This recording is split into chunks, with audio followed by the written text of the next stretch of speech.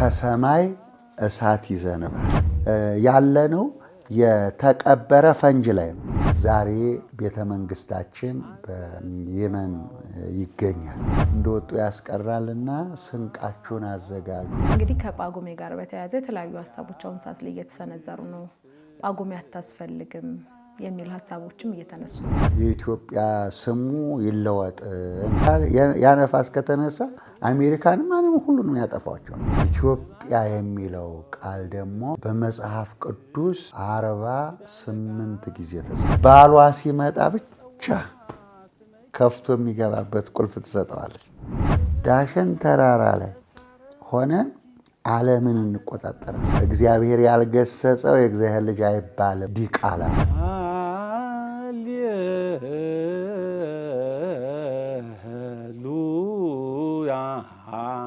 ከታላቁ አባታችን ሊቀ ትጉሃን መምህር ገብረ መስቀል ኃይለ መስቀል ጋር ቆይታ እናደርጋለን። እንግዲህ አባታችን የሃይማኖት እውቀት ማስፋፊያ ጠቅላላ ማህበር መስራችና ስራ አስኪያጅ ናቸው። እንኳን ደህና መጡ። እንኳን ደህና ቆያችሁኝ። እንኳን አደረሱት። እንኳን አብሮ አደረሰን። በስመ አብ ወወልድ ወመንፈስ ቅዱስ አሐዱ አምላክ አሜን። አሜን። እንግዲህ በጣም እናመሰግናለን። አባታችን እንግዲህ ከተለያዩ ሚዲያዎች ጋር በተለያየ ጊዜ ቆይታ አድርገዋል። እንግዲህ በጣም የምንወዱት አባታችን ኖት። የፍስለታን ጾምም ሱባኤ ላይ ነበሩ። እንዴት ነበር የፍስለታ ጾም? እንዴት ነበር ሱባኤ? ምን አዲስ ነገር አለ? እግዚአብሔር ይመስገን። ለ2 ሳምንት ነበር የገባሁት። ሁልጊዜ 2 ሱባኤ ነበረ አቅጄ የገባሁትና በ15 ለመውጣት ነበር የገባሁት። ነገር ግን ትንሽ ልጨምርበት ብዬ እስከ 21 ቆየሁ እና በ21 ከሱባኤው ወጣሁ።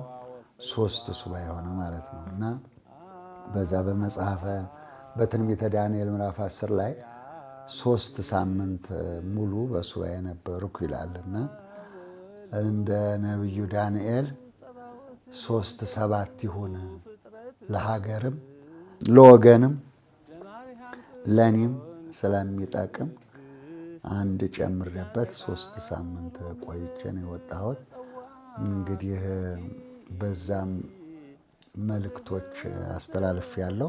በማማ ሚዲያ ላይ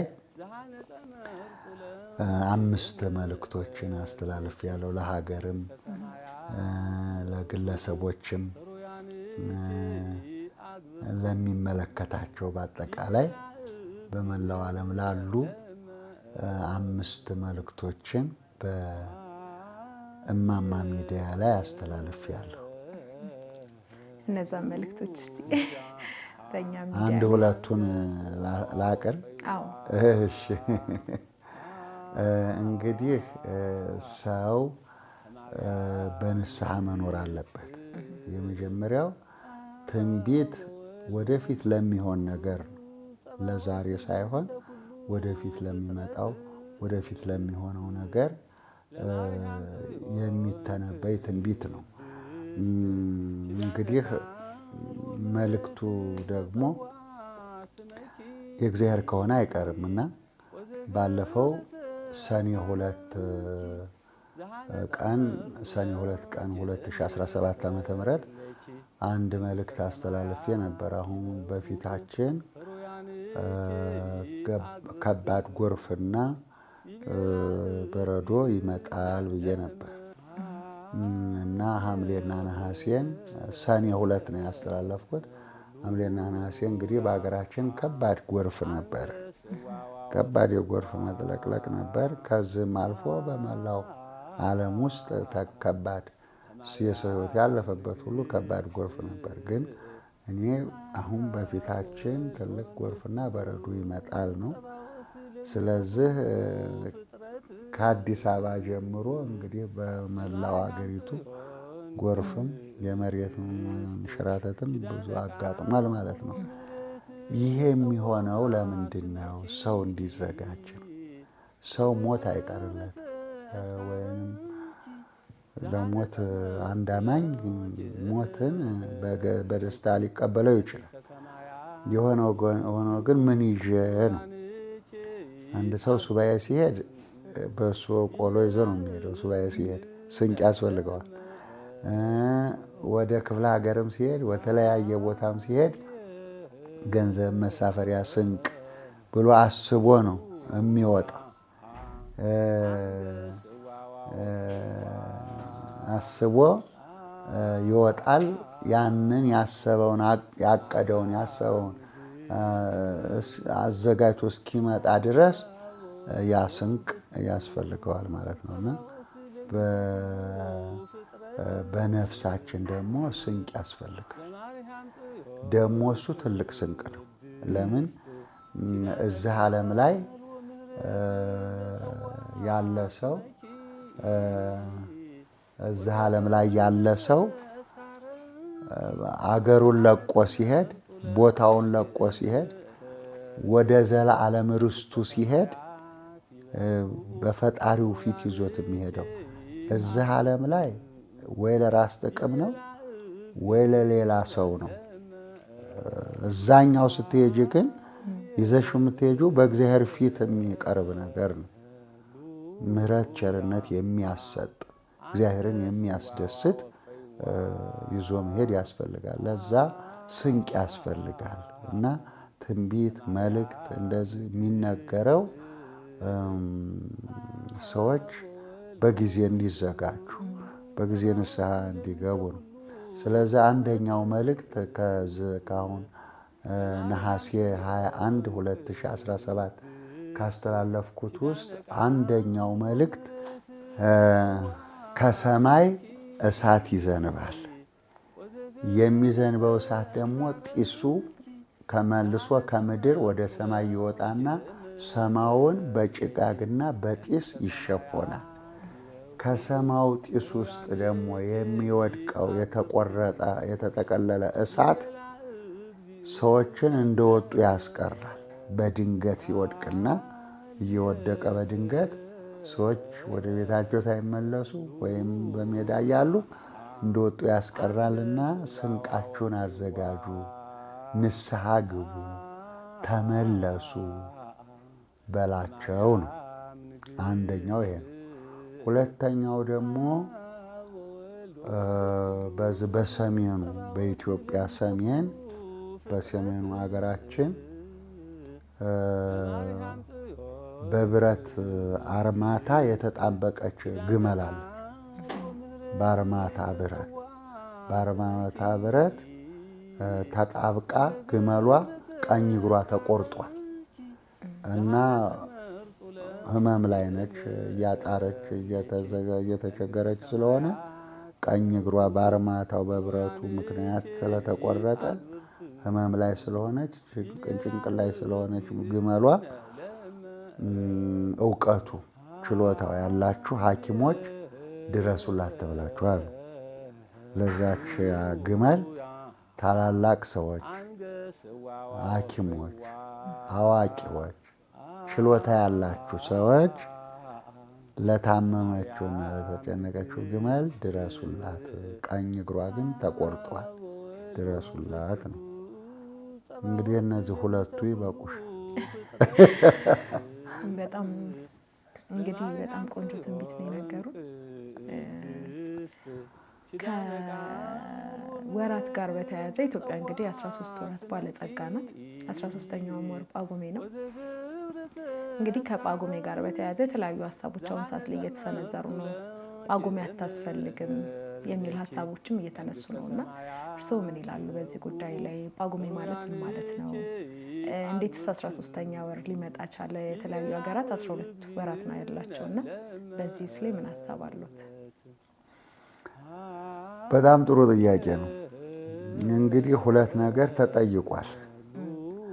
አንደኛው የኢትዮጵያ ስሙ ይለወጥ ነው። ሁለተኛው ደግሞ 5 ጳጉሜ መቅረት አለባት። ይሄ በኢትዮጵያ ብቻ ስለሆነ የሚታወቀው መውጣት አለበት ነው። ግን ጠያቂዎቹ ኢትዮጵያውያን አይደሉም። እኛ ኢትዮጵያውያን ስለሆን ሀገሩም የኛ ነው፣ ቋግሚቱም የኛ ነው። የጠየቁት ደግሞ አሜሪካውያኖች በዜግነት አሜሪካውያን ናቸው። በትውልድ ደግሞ ኢትዮጵያውያን ሊሆኑ ይችላሉ። ስለዚህ ዜግነታቸውንም ሃይማኖታቸውንም ስለቀየሩ ስለ ቋግሚትም ሆነ ስለ ኢትዮጵያ ማውራት አይችሉም። አገራቸው አይደለም። ርስታቸውንም ተነቅለው ሃይማኖታቸውንም ቀይረው ዜግነታቸውንም ሃይማኖታቸውንም ቀይረው ከኢትዮጵያ የወጡ የተሰደዱ ሰዎች ስለሆኑ አንፈልግሽም፣ ኢትዮጵያ አገሬ አይደለሽም፣ ስለዚህ አላውቅሽም ብለዋት ስለሆነ የሄዱት። ኢትዮጵያውያን ግን ትክክለኛውን ጠቅላይ ሚኒስቴሩ ባለፈው ተናግረዋል። የኢትዮጵያ ምንነት በሕይወት ሳለን ኢትዮጵያዊ፣ ስንሞት ደግሞ ኢትዮጵያ እንሆናለን። ትክክለኛው አገላለጡ ይሄ። በሕይወት ሳለን በዚች ምድር ላይ ኢትዮጵያ ላይ ሳለን ስንኖርባት ኢትዮጵያዊ ነን። ኢትዮጵያ የሚለው ቃል ደግሞ በመጽሐፍ ቅዱስ 48 ጊዜ ተጽፏል። ኢትዮጵያዊ የሚለው ኢትዮጵያ የሚለው ምናልባት በትርጉም ሲተረጎም ደግሞ ኢትዮጵስ ይባላል። ግን ዞሮ ግን ኢትዮጵያ በሚል ሁሉም ነቢያት ከልበ አምላክ ዳዊት ተነስቶ ሁሉም ነቢያት 48 ጊዜ በመጽሐፍ ቅዱስ ውስጥ ተነግሯል። በ80 አሃዱ መጽሐፍ ቅዱስ ደግሞ ስንሄድ እሱ ወደ 56 ያሳድገዋል። ለምንድን ነው? ኤርትራንም ይጨምራል። ኤርትራ አሁን ስለተገነጠለች ነው እንጂ ኤርትራም ኢትዮጵያዊ ነች። ስለዚህ እሱን ስንተው ነው ከ56 የሚወርደው ለማለት ፈልጌ ነው። 48ቱ ግን በመጽሐፍ ቅዱስ ውስጥ ኢትዮጵያ እንግዲህ ከሁሉም ዓለም ይልቅ ሁለት ነገር ያስደንቀኛል። በትንቢት ውስጥ ማለት ነው። ሁለት ነገር የሚያስደንቀኝ ምንድን ነው? አንደኛው የመጀመሪያው ልበ አምላክ ዳዊት የተናገረው ኢትዮጵያ ታበጽሕ እደዊሃ እግዚአብሔር፣ ኢትዮጵያ እጆቿን ወደ እግዚአብሔር ትዘረጋለች ነው፣ ትለምናለች ነው። ኢትዮጵያውያን እጃቸው የሚዘረጋው ክንዳቸው የሚነሳው ወደ እግዚአብሔር ነው። ስለዚህ ኢትዮጵያውያን ከእግዚአብሔር ጋር ያላቸው ቁራኝነት ተነግሯል። ሌላው እንደነዚህ ላሉት ርስታቸውን ለተነቀሉ፣ ሃይማኖታቸውን ለቀየሩ፣ ዜግነታቸውን ለቀየሩ እንደዚህ አይነት ጥያቄ ለሚጠይቁት ደግሞ እንዲህ ይላል ኤርምያስ፣ ትንቢተ ኤርምያስ ምዕራፍ 13 ቁጥር 20 ላይ ስንመለከት እንዲህ የሚል ኃይለ ቃል እናገኛለን። ኢትዮጵያዊ መልኩን ነብር ዝንጉርጉርነቱን ሊቀይር ይችላልን? ይላል። ኢትዮጵያዊ መልኩን ኢትዮጵያዊ መልኩ ማለት ማንነቱ ነው። ማንነቱ ነው። ኢትዮጵያዊ መልኩ ማለት ማንነቱ ነው። ስለዚህ ማንነቱን ሊለውጥ ይችላልን? ነብር ዝንጉርጉርነቱን ተፈጥሮ እኮ ነው። ነብር ዝንጉርጉር አድርጎ የፈጠረው እግዚአብሔር ነው። ያንን ነብሩ ተነስቶ የለም መልኬን መቀየር አለብኝ ቢል ይችላል? አይችልም። የተፈጠረበት ስለሆነ ማለት ነው። ኢትዮጵያዊ መልኩ ደግሞ ማንነቱ ስለሆነ ለየት ያልን ሕዝቦች ነን። በደግነት እንታወቃለን፣ በታሪክ እንታወቃለን፣ በቋንቋ እንታወቃለን፣ በሕገ መንግሥት እንታወቃለን፣ በትምህርት እንታወቃለን። በማንኛውም በአጠቃላይ ኢትዮጵያ እየተከረከመች አሁን ዛሬ እዚህ ደረሰች እንጂ እስከ አውሮፓ ድረስ የምትገዛ ሀገር ናት። ታላቅ ሀገር ናት። ዛሬ ቤተ መንግስታችን በየመን ይገኛል። የሳባ ቤተ መንግስት የመን ነው የሚገኝ። ስለዚህ ከዛ ሆኖ ቤተ መንግስቱ ሱዳን፣ ሶማሌ፣ በአጠቃላይ ግብፅ፣ ይሄ እስከ ጣሊያን ያለው አገር የኢትዮጵያ ግዛት ነበር። ሲከረካከም ያው አሁን እዚህ ደርሰናል። ተመስገን ነው። የሆነው ሆኖ ግን ኢትዮጵያዊ መልኩን ዝነብር ዝንጉርጉርነቱን ሊቀይር አይችልም ስለሚል እኛ መልካችን ናት ኢትዮጵያ፣ ስብዕናችን ናት ኢትዮጵያ።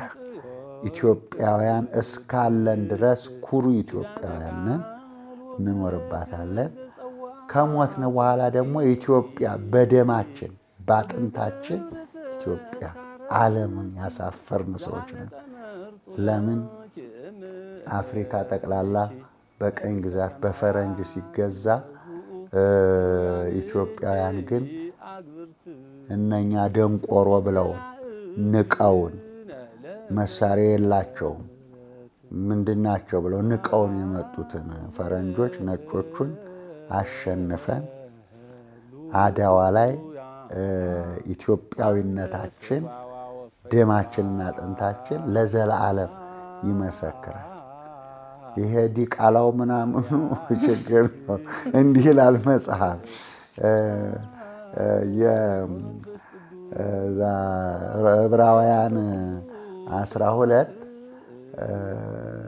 ዕብራውያን 12 ቁጥር 5 ላይ እግዚአብሔር ያልገሰጸው የእግዚአብሔር ልጅ አይባልም ዲቃላ ነው ይላል። ኢትዮጵያን እየቀጣት ያለው እግዚአብሔር ብቻ ነው። በሰው አንቀጣ። በማንም መሳሪያ ባለው እውቀት ባለው በደላላ በምናምንቴ ነገር ኢትዮጵያ ምንም አትሆንም። በባንዳ በምናምንቴ ነገር ኢትዮጵያ ምንም የሚነካት ነገር የለም። ለምን እዚህ ቆሞ ከሚንቀሳቀሰው በላይ ተራራውን የሞሏት ቅዱሳን አሉ። ከምናየው ሕዝብ በላይ ኢትዮጵያን ዓለምን የሚቆጣጠሩ እንዲህ ሳይንሱም አንዳንድ ጊዜ እኮ ገብቶታል። ማንኛውም ነገር የሚነሳው ከሰሜን ተራራ ነው ብሏል። በቃ እኮ አውቋል። የሰው ዘር መገኛ ኢትዮጵያ። ዓለምን የሚያጠፋው አውሎ ነፋስ ያለው ሰሜን ተራራ ነው። ዳሸን ተራራ ይባላል። እዛማ ተራራ ላይ ነው ያለው። ያ ነፋስ ከተነሳ አሜሪካን ማንም ሁሉንም ያጠፋቸዋል። ምንም አይተርፍ። ስለዚህ ኢትዮጵያ ውስጥ አየሽ እኛ ያለነው የተቀበረ ፈንጅ ላይ ነው። የተቀበረ ፈንጅ ታውቂያለሽ? እሱ ሲፈነዳ ምን ይሆናል? ሁሉ ይፈርሳል አይደለም? ድንጋዩም ተራራው አንዱ ተራራ ቢቀበር ሲፈነዳ ያው ተራራውን እንዲንድ ማለት ነው ፈንጅ። እና ከዚህ በታች መጀመሪያ ላይ ያለው ንፋስ ነው። ከዛ ቀጥሎ ያለው እሳት ነው። ከዛ ቀጥሎ ያለው ውሃ ነው። ከዛ ቀጥሎ ያለው መሬት ነው። አራቱ ባህርያተ ሥጋ የሚባሉት እነዚህ ናቸው። አሁን እግዚአብሔር ሲነሳ ከስር መጀመሪያ ንፋሱን ያስነሳዋል። ንፋሱ ሲነሳ ደግሞ እሳቱን ያስነሳዋል። እሳቱ ሲነሳ ደግሞ ውሃውን ያፈለዋል። ውሃው ሲፈላ ደግሞ መሬቱ ይጠፋል። የተቀበረ ፈንጅ ማለት ይሄ የተቀበረ ፈንጅ ላይ ነው የምንኖረው። ስለዚህ አሁን እነሱ የዓለም ሳይንቲስቶች ጨረቃ ላይ ወጥተን ነው የምንመራመረው ብለው ጨረቃ ላይ ወጥተዋል። እኛ ግን ዳሸን ተራራ ላይ ሆነን ዓለምን እንቆጣጠራለን። ገባ? ምንም ሳይንሱ ምናምን መሳሪያው ምናምን ሳያስፈልገን ዳሸን ተራራ ላይ ሆነን ዓለምን እንቆጣጠራለን። የማጥፊያውም የማልሚያውም እዛ አለ፣ ሪሞቱ አለ፣ ተራራው ላይ አለ። ስለዚህ በሰሜንም ሆነ በደቡብ በጠቅላላ እነዚህ ተራሮቹ በቅዱሳን የተሞሉ በጸሎት የተሞላች ሀገር ኢትዮጵያ ታበጽሕደዋ በእግዚአብሔር። ይሄንን በልቶ አደር ዘራፊ ገማያች መቼ አይደለም እኔ የማወራው ሌላ ስላለ ለእኛ የሚታየን ሌላ ስላለ ሌላ ዓለም ስላለ ሌላ ሰው ስላለ ይሄ ግርግሩ ያው ዝናቡ ሲመጣ ይጠፋል፣ ንፋሱ ሲመጣ ይጠፋል፣ እሳቱ ሲመጣ ይጠፋል። ሁሉ ነገር ለቃቅሞ ይበለዋል።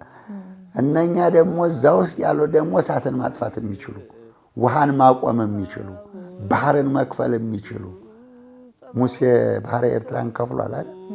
ልክ እንደዛ ውሃውን ማቆም የሚችሉ ነፋሱን ማቆም የሚችሉ ሪሞቱን መቆጣጠር የሚችሉ ታላላቅ ኃያላን የሆኑ ቅዱሳን አሉ ለማለት ነው። እኛ የምናገው ቅዱስ ኃያላን ሀገር ነው። እኛ ሀገር ደግሞ ኃያላን ቅዱሳን አሉ። ገና ተመራምረው ያልጨረሱት የሰው ዘር እኮ ኢትዮጵያ ውስጥ ነው ያለው። ትላንትና ድንቅነሽ አሉ፣ ከዛ ተሞንትና አሁን ደግሞ ሌላ ተገኘ። ገና ተመራምረው አልጨረሱም። የአፋርን ገና አፋርን ነው እኮ ገና አድዋ ቢገቡ ስንት ቅርስ አለ። ገና ባሌ ቢሄዱ ስንት ቅርስ አለ። ገና ዘዋይ ቢሄዱ ስንት ቅርስ አለ። ገና እኮ አንዷ ቦታ እኮ ነው ያሉት። ገና አንዷ ቦታ ላይ አፋር ላይ ነው ገና የሰው ዘር እንትና እያሉ አሁን እየቆጠሩ የመጡ ሳይንሶቹ ማለት ነው። ኢትዮጵያ የማትደረስ ባሏ ሲመጣ ብቻ ከፍቶ የሚገባበት ቁልፍ ትሰጠዋለች። ይመጣል፣ ባላላት ኢትዮጵያ ባላላት። የአሁኖቹ ዝም ብለው ላውላውን ምንድነው ውሽማ ነው ወዳጅ ነው የሚባለው ምናምን እነሱ ናቸው አሁን ያሉት። ገና ኢትዮጵያ አላገባችው እስካሁን ድረስ ልጃገረድ ሆና ተጠብቃለች። ባሏ ሲመጣ ተሞሽራ መንገዱ ተጠርጎ ተደልድሎ። አየሽ እኔ ከደብረ ብርሃን ስመጣ ድሮ በ80 ዓመተ ምህረት በደርግ ጊዜ እንዲል ነበር፣ ኢትዮጵያ የሰው ዘር መገኛ ትሆናለች፣ ስደት ወደ ኢትዮጵያ ይሆናል እያልኩ ነበር። የዛሬ 40 ዓመት ማውጀው የነበረው ማለት ነው። ስለዚህ ኢትዮጵያ የሰው ዘር መገኛ ትሆናለች። ያኔ ገና ምንም አልታሰበም። ኢትዮጵያ የሰው ዘር መገኛ ትሆናለች፣ አባይ ይገደባል፣ ፍቅር እንደ ውሃ ይፈሳል፣ 4 ኪሎ ቢያሳ እነዚህ ሁሉ ይፈርሳሉ። የወይን አበባ፣ የብርቱካን ተክል፣ የሎሚ ተክል ይተከልባቸዋል። ገና የዛሬ 40 ዓመት እኮ ነው የማወራው። ያኔ 4 ኪሎ እንኳን ሊፈርስ የለም። ከዛ ደግሞ አሁን ቀረብ ሲል ደግሞ በ90 ዓመተ ምህረት ጻፍኩ። በ98 ዓመተ ምህረት ኢትዮጵያ አዲስ አበባ ቆሻሻው ይፍሰስልሽ፣ ጎዳናው ይጠረግልሽ፣ በዳውንታውን ከተማሽ ተደስተሽ ትኖሪያለሽ ነው። አሁን እነዚህ ሁሉ መንገድ ጠራጊዎች ናቸው። ቶሎ ቶሎ ስሩ ነው የኔ አሁን አባባል። በአራቱ ማዕዘን ቶሎ ቶሎ መስራት አለባቸው። ለምን ሙሽራው ሲመጣ የኢትዮጵያ ባሏ ሲመጣ ቁልፉን አስረክበው ደስ ብሏቸው ይሄዳሉ። ችግር የላቸው። ጦርነት የለም፣ ሰው መጋደል የለም፣ ደም መፋሰስ የለም። እነኛ ሪሞቱን የያዙት ያልኩሽ እዛ ያሉት ኃያላኖቹ ሲመጡ በሰላም ነው። አሁን የሚጋደለው አሁን ተጋድሎ ይጨርሳል። ደም የሚፈሰሰው አሁን ተጋድሎ ይጨርሳል። ያኔ ደም መፈሰስ የለም። ያኔ ጦርነት የለም። ጡሩምባ ነው ያለው።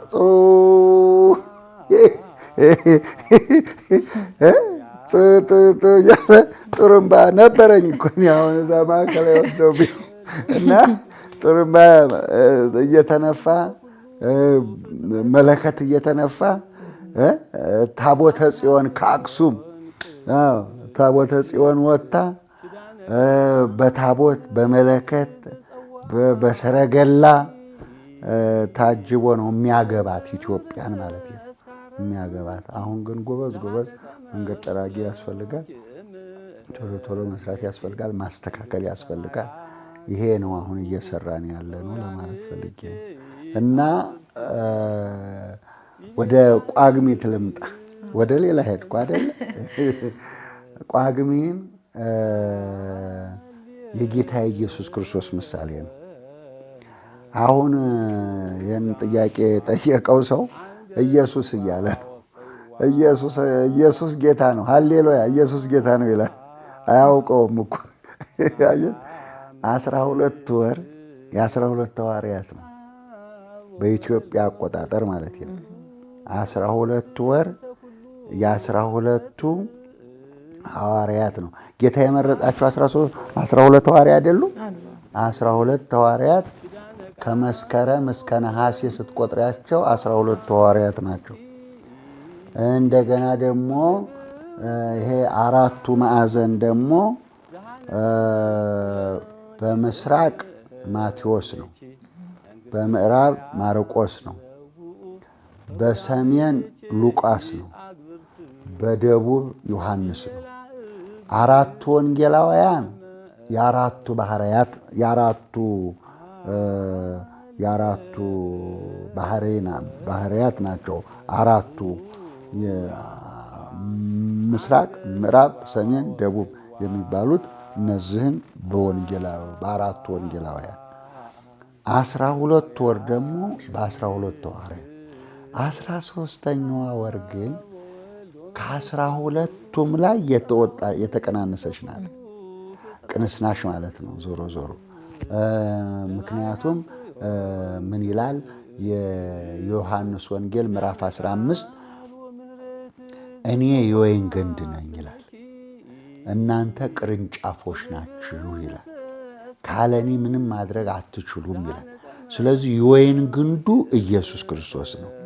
እነዚህ ደግሞ 12ቱ ሐዋርያት ቅንስናሾቹ ናቸው። ያለኔ ያሰሩም ስለተባለ ከ12ቱም ወር ላይ በሰከንድ በደቂቃ ተቀንሰው ተደምረው 13ኛ ወር አመጡ። አሁን የአውሮፓው አቆጣጠር መረኑን የሳተ ስለሆነ አንድ ቀን 31 ይውላል፣ አንድ ቀን 30 ይውላል፣ አንድ ቀን ደግሞ 29 ይውላል፣ አንድ ቀን ደግሞ 28 ይውላል። እሱንም ደግሞ 5 ቀኖችን ነው ለ12 ማድረ አይደርስም።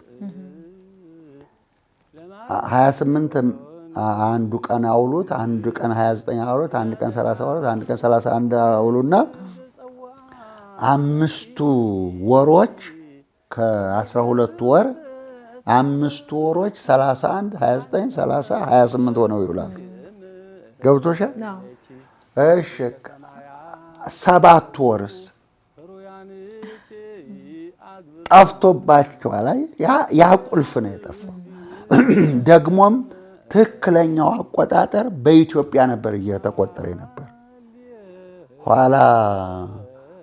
ኋላ ነው የለወጡ የተሳሳተ አካሄድ። ለምን ትክክለኛ አቆጣጠር ቢኖራቸው ኖሮ 12ቱም ወር ላይ 31 ይኖር ነበር። 12ቱም ወር ላይ 29 ይኖር ነበር። አሁን 5ቱ ላይ ይጨምራሉ፣ 7ቱ ደግሞ 12 ነው። በቃ የለውም። በ30 ነው የሚያልቀው። በፈረንጆቹ 37 ወር 30 ቀን ነው። 5 ወር ደግሞ ይጨምራል። ስለዚህ ተዛብቷል፣ ተሳስቷል ማለት ነው። ኢትዮጵያ ግን 12 ወር 12 ወር 30 ነው። 12 ወር 30 እነዚህ ቅንስናሾች የ12ቱ የወይን ግንዱ ደግሞ 13ኛ። ለምን 12ቱ መረጠ? ራሱ 13ኛ ባለቤቱ 13ኛ ሆነ። ስለዚህ 13ኛዋ ወር የጌታችን የመድኃኒታችን የኢየሱስ ክርስቶስ ነው። ወደ እናንተ እመጣለሁ ይላል። ሌላውን እስከ ዕርገት ድረስ ጨርሷል። አሁን የሚጠበቀው ምጽአት ነው። ይቺ 13ኛዋ ወር ላይ ኅረወተ ሰማይ ትባላል። 7ቱ ሰማያት የሚከፈትበት በ3 ጳጉሜ 3 7ቱ ሰማያት። ይቺ ኅረወተ ሰማይ ከጳጉሜ ጀምራ በየ40 ቀን ትመጣለች። 40 ቀን ጠብቃ ትመጣለች። ዓመቱን ሙሉ ከጳጉሜ ጀምሮ ዓመቱን ሙሉ በየ40 ቀን ኅረወተ ሰማይ ይሆናል።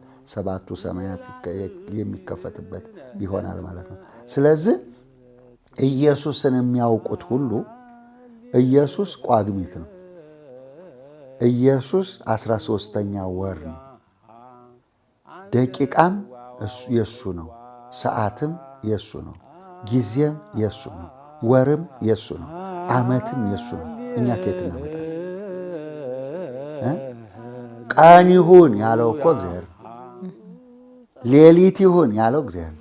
ቀኑን ቀን አለው፣ እሱም ብርሃን ሆነ።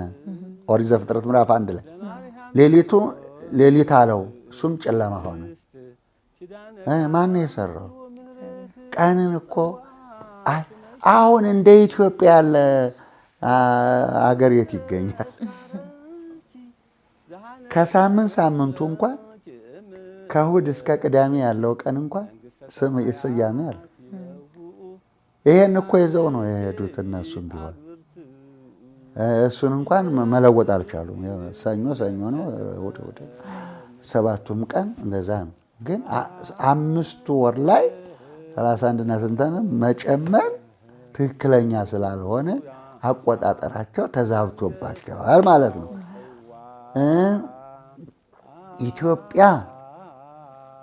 ኢትዮጵያ እንግዲህ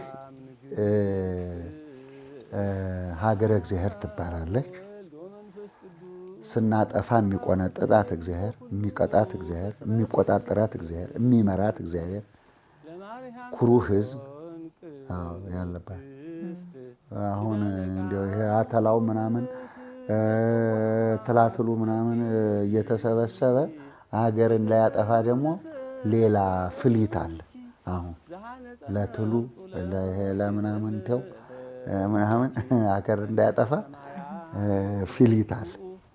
ያ የእግዚአብሔር ፍሊት ደግሞ ተጠንቀቁ ያልነው ለዚህ ፍሊቱ ተነካው በቃ ዋጋ የለውም። እና ለዚህ ነው እናቴ